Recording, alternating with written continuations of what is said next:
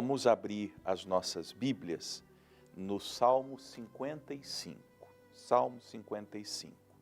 Eu vou ler para nós só o verso 17. Vai ser o Salmo 55, versículo de número 17. Depois, você leia e você vai perceber que Davi está se queixando das lutas que ele está passando. Ele até diz no versículo de número 4 que o coração dele estava dolorido. Ele queria até fugir. Ele falou, se eu tivesse asas como águia, eu ia fugir, eu ia pernoitar no deserto. Estava assim até meio fracassado. Só que um homem de Deus, uma mulher de Deus, por mais que enfrente as lutas, as adversidades, as dificuldades na vida, eles em Deus encontram forças. Eles podem, vez ou outra, até murmurar no sentido assim de perguntar, meu Deus, por que eu estou passando por isso? Podem ter um momento de fraqueza, podem ter um momento assim de luta, mas eles se levantam em Deus. E dentro desse contexto de luta, de queixa, de dificuldade, de uma carga pesada que ele carregava, ele falou algo maravilhoso. Preste atenção. De tarde e de manhã e ao meio-dia orarei. Vou repetir, hein? De tarde e de manhã e ao meio-dia orarei. Clamarei e ele ouvirá a minha voz. É o que a gente poderia dizer de um propósito de oração. Deixa eu lhe fazer uma pergunta. Você já fez um propósito de oração por um objetivo, por um livramento, por uma cura, pela salvação da sua família? Veja, um objetivo. Davi tinha um objetivo, que era vencer aquela batalha, aquela situação que ele enfrentava. Ele entendeu, e eu acho que isso é um tanto quanto óbvio para mim e para você, que as coisas só se resolvem com Deus. Ele sabia. Deus tinha e tem a solução para mim, para a sua, para as nossas vidas. Não importa o que seja. Finanças, qualquer coisa que você quiser tratar, casamento, família, saúde, negócios, filhos, restaurações que a sua vida demandem. Então, é com Deus? Ele diz, eu vou fazer um propósito de oração. E ele estipulou, ele determinou para si mesmo que ele ia orar de manhã, em algum horário específico, que ele não disse, só na parte da manhã. Ele se propôs a orar meio-dia, na hora do almoço. Não sei se ele almoçava e orava, ou se ele orava e depois almoçava, atrasava um pouquinho o almoço para poder se dedicar a uma oração, e já de tarde, ou no final do dia. De manhã, ao meio-dia e à tarde. Eu orarei. Eu vou levar diante de Deus, diligentemente, essa minha causa, essas questões todas da minha vida que eu preciso resolver. E você, caro irmão, cara irmã, caríssimos amigos e amigas, vão esperar quanto tempo mais para se disporem mesmo a resolver isso? Vão empurrar essa situação com a barriga até quando? Até quando você acha que aguenta lidar com essa situação? Pastor, mas eu não sei o que fazer. Pois é, ele também não sabia o que fazer. Por isso que ele ia orar, ele queria direção, ele queria ajuda, ele queria um socorro de Deus. Então, de tarde, de manhã ao meio-dia orarei. Regradamente.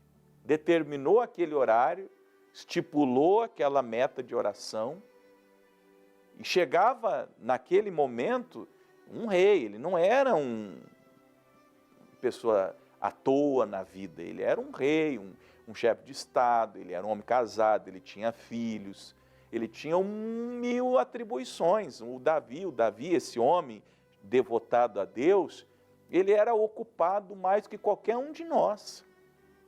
Mas chegava aquela hora, ele de manhã cedo ia para o momento de oração dele. Tinha um lugar. Jesus fala do nosso aposento. Todo mundo, me prestem atenção. Você tem que ter onde você mora, pode ser sua casa grande, se for grande melhor, pode ser numa casinha pequenininha. Pastor, esses dias eu vi uma casa numa visita, eu fiquei assim até um pouco comovido. Um cômodo, aliás, 2 cômodos, porque era um ambiente onde estava, no mesmo ambiente, no mesmo quadrado, o sofá, a cama, o fogão, tinha um botijão, tinha uma piazinha pequena, tinha uma mesinha, tinha um armário onde a senhora com a filha dela guardava os mantimentos e as roupas, as pouquinhas roupas que ela tinha, em um banheirinho, numa portinha. Então, uma casa, se é que a gente pode chamar uma casa, com 2 cômodos. Um banheirinho, pequenininho mesmo, com um vaso, uma pia e um chuveiro, sem box, sem nada disso. E um ambiente que ela fazia o quarto, a sala, a cozinha e o espaço da vida, ela e a filha. Nesses casos, se você está nessa situação, Jesus, em Marcos capítulo 1, não sei se porque a casa era pequena ou porque tinha muita gente na casa, mas diz que ele levantou-se e foi num terraço, fora da casa orar. Talvez para não incomodar quem estivesse dentro da casa, ou porque ele não tinha a maneira de fazer isso de modo reservado. Então ele foi lá no terraço do lado de fora e foi orar. Seja como for, aonde você mora, faça um lugar de oração. Faça um lugar de oração.